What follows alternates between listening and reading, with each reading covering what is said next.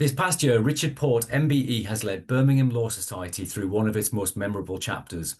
With his theme of voices, Richard has worked tirelessly to amplify those who are often unheard, whether within our profession or in the wider community. From championing charities She Beasts and the Mankind Initiative to bringing fun, flair, and a fresh approach to society events, Richard has left his unmistakable mark on the presidency. Known for his honesty, humour, and colourful style, Richard has reminded us that change does not have to be seismic. It can be about showing up differently, speaking up when it counts, and shining a light on the extraordinary work happening around us. As he prepares to hand over the chains of office to Matt O'Brien, we sat down with Richard to reflect on the highlights, the challenges, and lessons of his year as president. Richard, hi. Hi, Kevin. You How are you okay? doing? You okay? I'm dying of cold, so if I sound just kerfuddled, then that's what it is. I'm just full of cold, but it's nice to be with you today to talk about my past year as president. Well, without further ado, let's crack on. So, first question: when you began your presidency, your theme was voices. Looking Yes. back, how do you feel you've delivered on that mission to amplify those who often go unheard? I'll be honest. I kind of thought to myself, have I actually achieved what I wanted to achieve? And I look back at things we've done, and I say we've had talks from Tracy Seckler for domestic abuse. We've had two amazing domestic abuse charities involved, She Beast and Mankind. I just wanted to get everyone involved, and I wanted to get everyone kind of having that platform. And you never really know how your year's been because you can kind of go in and say, "Oh yeah, it's been amazing. I've smashed it." But I'm not that type of person. I'm very critical of what I do.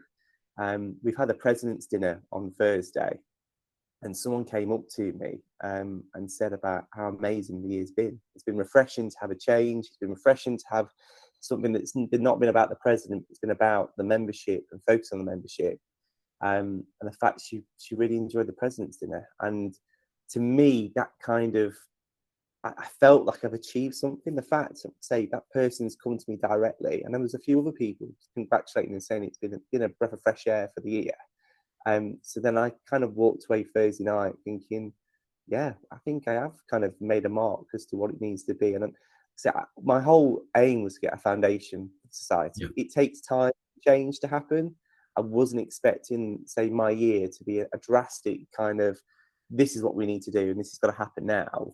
I just wanted to set a foundation for Matt, for Guy Barnett, and any future president that change is okay. It's not a bad thing. I know a lot of people don't like change, but sometimes it needs to happen, and sometimes it needs to be there in place. And again, sometimes we have to refocus on the membership.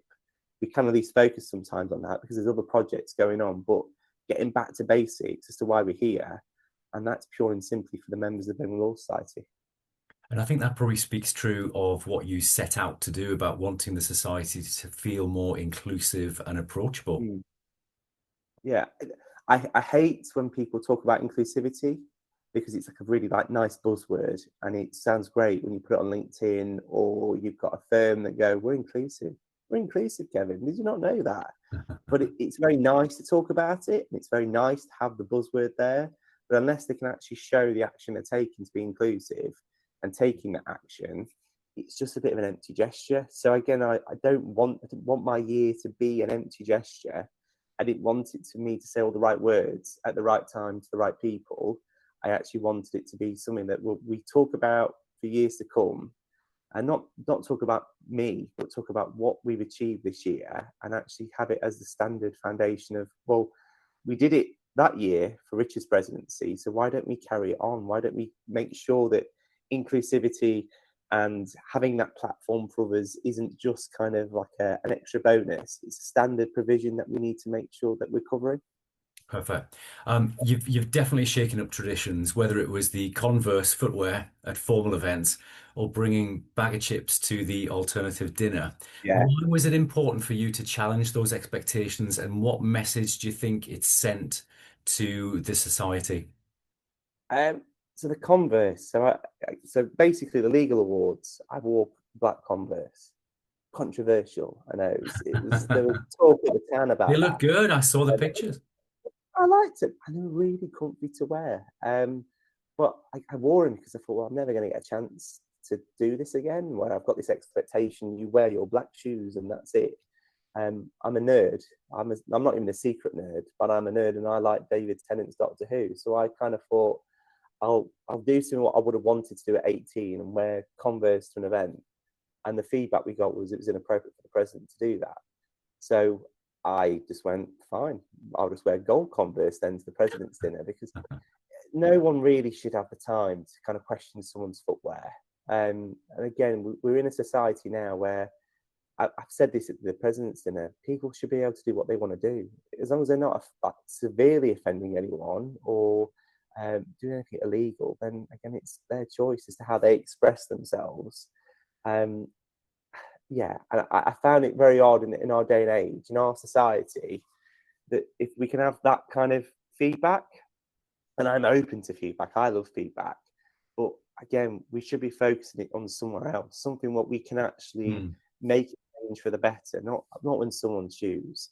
And so I've spoken to the membership, I've spoken to members individually, and they love the Converse. They like the fact that someone actually went out and went, do you know what? Normally we wear black shoes or we wear this, and this, but you turned up as to what you wanted to do. And again, me being me, when someone then kind of criticizes my footwear, I just double down and got a nice gold sparkly pair with a black racing stripe.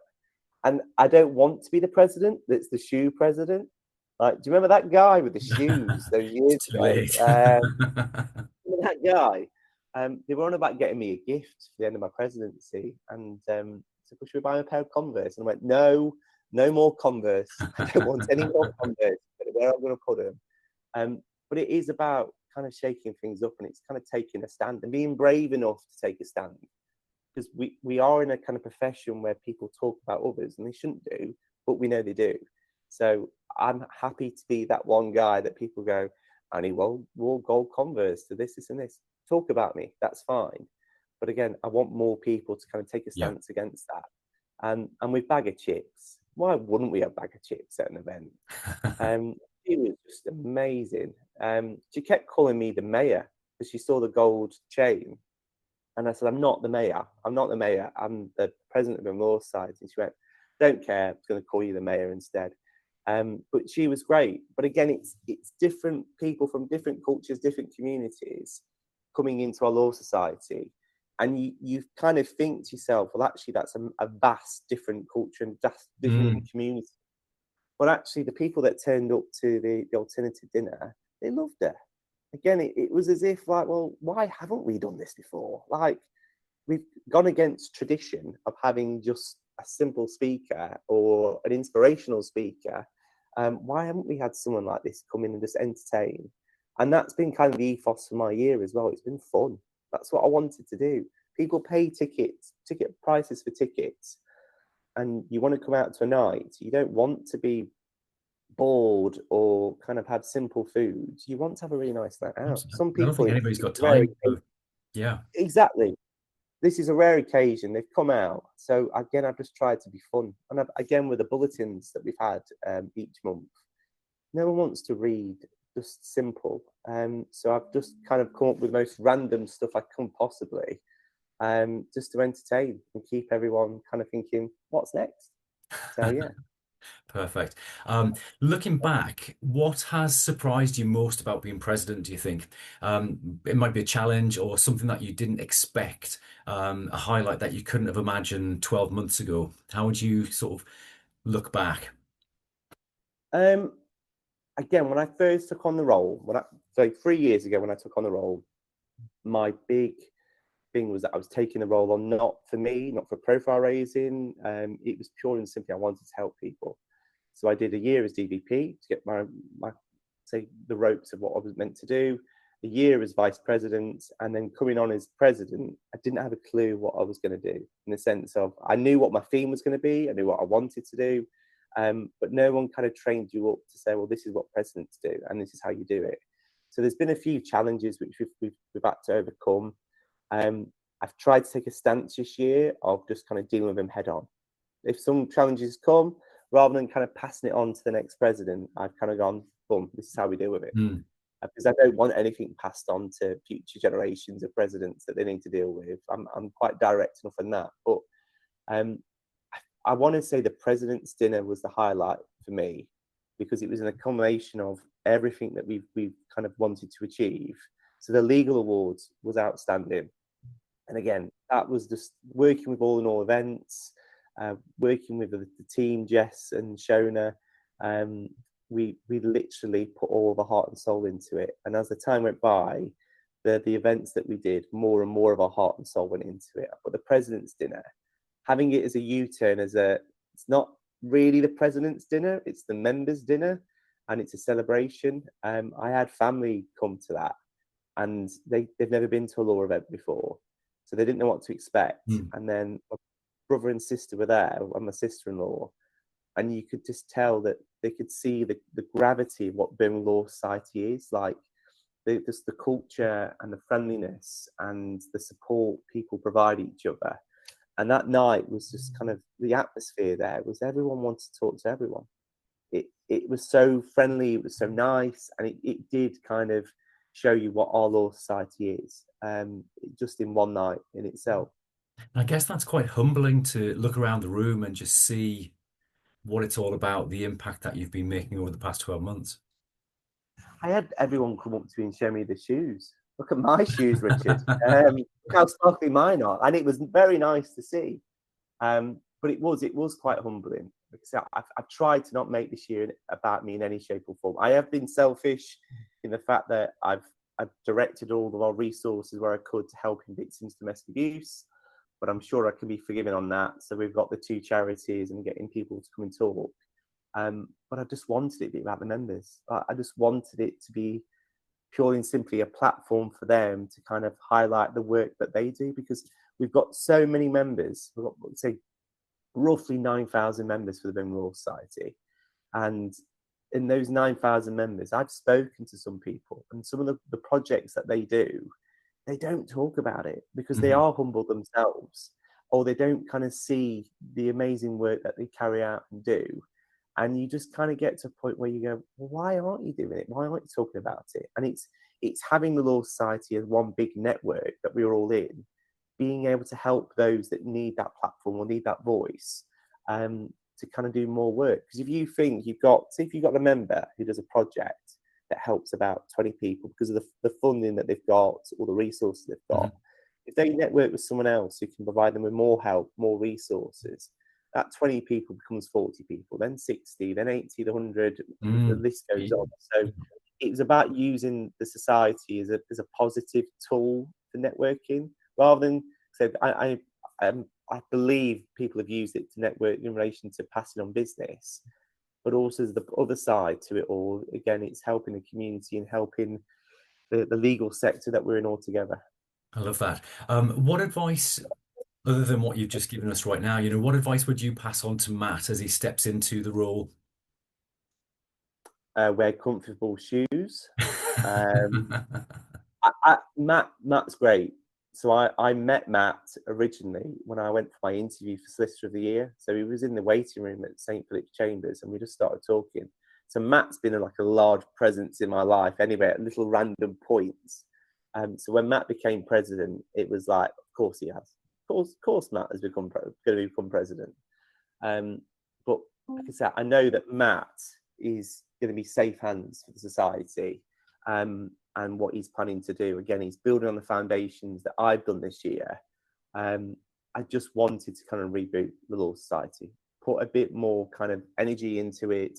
Matt is of the same ethos. He wants to ensure that we carry it all on. Again, all the president can hope for is leaving society in a better position than when they picked it up. And I think I've done that. I hope I've done that. And again, Matt will be a great president next year. Perfect. Finally, when you take off the presidential chains and the presidential shoes, what will you miss the most, and what do you think you'll be relieved to leave behind? I'll miss wearing the chains when I'm doing the washing up. I'll miss. I think I'll miss drafting all these speeches. I've had to draft about 1 million speeches, and my content well of a mind literally has just come up with the most random stuff ever. And I'll talk to family about it and say, oh, yeah, I've done a speech about, so I've just done my last bulletin piece. It involves Harry Styles, Bugs Bunny, and my late mother. And you just kind of think to yourself, of course it does. Of course it Only involves you. them. I enjoyed reading it. Yeah, yeah. Again, I think I referenced Batman in one of the bulletin pieces. So I'll miss drafting those. I'll miss kind of going to the events, talking to our members. But I think someone said to me, "What do you plan on doing after your presidency?" And I just said, "Well, I'm just going to carry on doing what I normally did, and that was helping victims and helping others. I'm not going to kind of fade away into a corner and go, this is my life now." Like say, the presidency, I wanted to kind of utilize to carry on the message of helping others, helping the community, but I'll still be doing that after my presidency. So if you do see me at events, please do say hello. Perfect. So, Richard, just as a wrap up, thank you on behalf of the Society for your energy, passion, and the colour you've brought to Birmingham Law Society over the past 12 months. Your focus on voices has reminded us of the power of listening, inclusion, and standing up for those who need it most. As your presidency draws to a close, and this is tomorrow, Tomorrow, yeah. we celebrate the mark you've left on the society and the wider legal community. And now, as you hand over the chains of office, we look forward to welcoming Matt O'Brien as he begins his own chapter as president, continuing the proud tradition of leadership and service within Birmingham Law Society. Thank you very, very much. Thank you, Kevin. Thank you very much. It's been a pleasure. Thank you.